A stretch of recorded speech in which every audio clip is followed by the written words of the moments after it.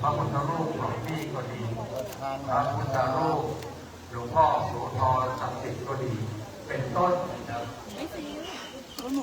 เสียชื่อน้อยนี่นะ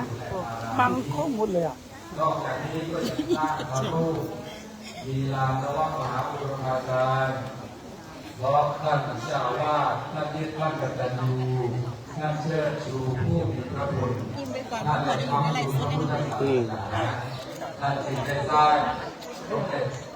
พระบรมราชาธิราชเจ้าโดยพระบรมรูปก็ดีได้สร้างพระพุทธรูปก็ดีได้สร้างพระรูปของพ่อแม่ครูบาอาจารย์ก็ดีนะครับปฏิสถานไว้ณมณฑลพิธีที่ต้นมหาโพธิ์ศักดิ์สิทธิ์นะครับท่านจะกล่าวถึงปฏิปทาสมณคุณของเจ้าวาดองค์นี้รูปนี้พระมหาบัณฑิตสร้างลานมหาบุรพาจารย์อันมากล้นเป็นลานนวมหาบุรพาจารย์อันมากล้นท่านพระมหาบัณฑิตได้สร้างคนให้อยู่ดีมีความสุขท่านเจ้าอาวาสได้พัฒนาวัดคันธารามให้รุ่งเรืองฟูเฟื่องยุคท่านเจ้าอาวาสได้ปลุกทุกพลังความตั้งใจและจะเห็นว่าในการประกอบพิธีกรรมบำเพ็ญมหากุศลใดๆอาทิวันนี้พิธีบรรพชาอุปสมบทเฉลิมพระเกียรติน้อมเกล้าน้อมกระหม่อมถวายพระราชกุศลพระบาทสมเด็จพระเจ้าอยู่หัวในโอกาสมหามงคลเฉลิมพระชนมพรรษาวันที่ 28 กรกฎาคม 2569 คือวันนี้เป็นวันศักดิ์ศรีเป็นวันศักดิ์สิทธิ์เป็นวันน้อมจิตส่งใจแสดงความจงรักภักดีให้ยิ่งใหญ่พระก็เป็นศูนย์รวมจิตใจของเราชาวไทยทั้งในประเทศและต่างประเทศนะครับท่านพระมหาบัณฑิตเจ้าวาดได้ชักชวนชี้ชวนเชิญชวนศรัทธาประชาชนผู้เป็นประสบการณิกรในพระองค์นะครับทั้งที่มาก็ดีไม่ได้มาก็ดีที่ไม่ได้มาก็มีแฟนเพจวัดคันธารามนะครับ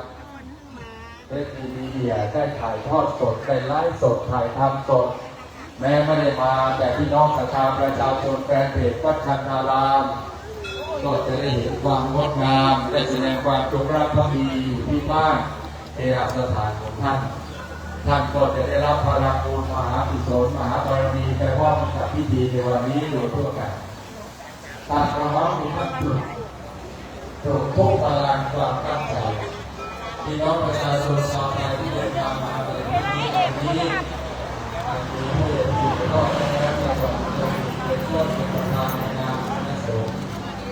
มีท่านประธานในฝ่ายชาวบ้านก็คือท่านที่รักสิงห์ราชเราเป็นประธานในวันนี้แต่เราประชาชนมาแสดงความจงรักภักดีก็จะเป็นช่วงพลังความตั้งใจมาแสดงความจงรักภักดีเพื่อทูลเดชะพระบารมีปกเกล้าปลุกกระหม่อมโดยทั่วกันนะครับนี่ท่านพระมหาบัณฑิตต้องการจะส่งเสริมทุกพลังให้เกิดความตั้งใจนะครับและมาแล้วก็จะมาเต็มใจมาเข้าใจว่าชาติไทยอยู่ได้ประสบนิกรเราท่านทั้งหลายอยู่ดีมีสุขทุกสถานก็เพราะสมเด็จบุรพมหากษัตริยาธิราชเจ้าทุกๆรัชสมัยทุกราชการตลอดจนกระทั่งพระองค์ท่านในรัชกาลปัจจุบันได้ทรงพระกรุณาโปรดเกล้าโปรดกระหม่อมพระราชทานความอยู่ดีมีสุขให้เกิดขึ้นกับประชาชนคนไทยนะครับทั้งในประเทศและต่างประเทศเป็นศักดิ์เป็นศรีเป็นพระมหากรุณาธิคุณที่ใหญ่เหนือเกศสีเราท่านทั้งหลายดังนั้นเมื่อถึงวันสำคัญของชาติในวันนี้เราจึงกตัญญูนะครับเราจึงกตเวทีเราจึงมีความสามัคคีเราจึงเดินทางมาร่วมกันแสดงความจงรักภักดีนะครับซึ่งในส่วนของคฤหัสถ์ญาติโยมในวันนี้ก็เป็นที่ปรากฏเป็นที่รู้จักกันเป็นอย่างดีนะครับที่เราท่านทั้งหลายได้รู้จักนะครับรัตนมหาอุบาสกได้ยกย่องพระรัตนตรัยที่ท่านรองศาสตราจารย์ดร.กิตติศักดิ์ ณ ลำปาง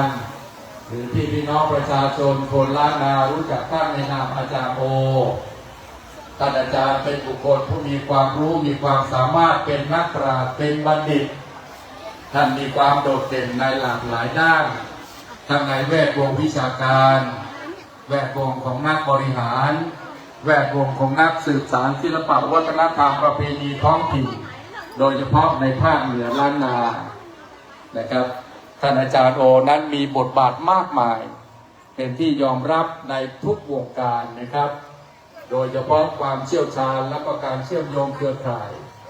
จากบทบาทของท่านที่ร่วมกับผู้บริหารครูบาอาจารย์ในมหาวิทยาลัยชั้นนำนะครับอย่างเช่นมหาวิทยาลัยเชียงใหม่มหาวิทยาลัยราชภัฏเชียงใหม่